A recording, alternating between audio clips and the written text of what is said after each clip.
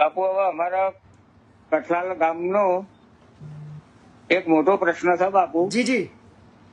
કે આખા કઠલાલ તાલુકાના દરેક ગામના લાકડા કઠલાલમાં વેચવા જાય છે. કઠલાલ તાલુકાના દરેક ગામના લાકડાઓ કઠલાલની અંદર વેચવા જાય છે, બરાબર? હા. આખા ખેડા જિલ્લાના સૌથી વધુ લાકડાનો વેપાર કઠલાલમાં થાય છે, બરાબર છે. હા. અને ગુજરાતમાં કદાચ 1 થી 3મો નંબર કઠલાલનો હશે, મે બી હશે. ઘણું મોટું માર્કેટ છે કઠલાલ. અને એમાં બાપુ આ લોકો 100 મણે 20 મણ લાકડું કાપે. હા, આ પણ મને ખબર છે કે 100 મણે 20 મણ, મતલબ શું એનું નામ આપ્યું છે? શું કે છે? કપાત? શું કે છે? એ ખબર. આ તો કાલે માટી કે માટી શું કે? હા, પણ 100 મણે 20 મણ લાકડું બાપુ કાપે છે. પણ એ ભાઈ મને યાદ છે. હા. આનો આંકડો પેલા વધારે હતો, ખબર તમને? હા. કેટલો હતો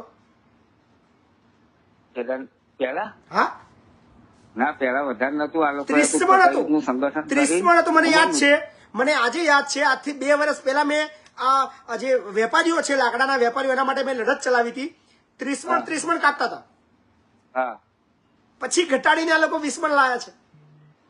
અને બાપુ અયડુસો એકલો હોય ને, અયડુસો એકલો, તો 20 મણ તો ખરું જ, પણ 5 મણ એક્સ્ટ્રા. બરાબર. એ તો પણ એક વસ્તુ બધું એમનું નુકસાન બાપુ લાકડાના વેપારી. એક વસ્તુ કહું કે લાકડાના વેપારીઓ આ બાબતમાં અવાજ કેમ નથી ઉઠાવતા? મેં એ જ કહ્યું. પીઠાવાળાઓ મનમાની કરી રહ્યા છે. લાકડાના જે મોટા જે પીઠાવાળા છે મનમાની કરે છે, આટલું કાપે છે. પણ જે વેપારી જે પરસેવો પાડે છે, મહેનત કરે છે, અને રાત દિવસ લાકડા વેરીને આખો દિવસ ખેતરની અંદર લાકડા કાપીને એનું ટ્રેક્ટર રાતે ભરીને આખી રાત જાગીને સવારે વેચવા માટે 25 મણ 30 મણ કપાતમાં આપી દે છે, એ કેમ અવાજ નથી ઉઠાવતો? પણ બાપુ એમને કોઈ નુકસાન નથી ને. નુકસાન તો જે તે ખેતર માલિક ના છે, કે જેનું ઝાડ બિચારાના જરૂરિયાત વાળાને 5-10 હજારની જરૂર હોય ને ઝાડ આપી દે, એ તો જે કિંમત ક્યાં એ વેપારી એટલે એને આપી દે.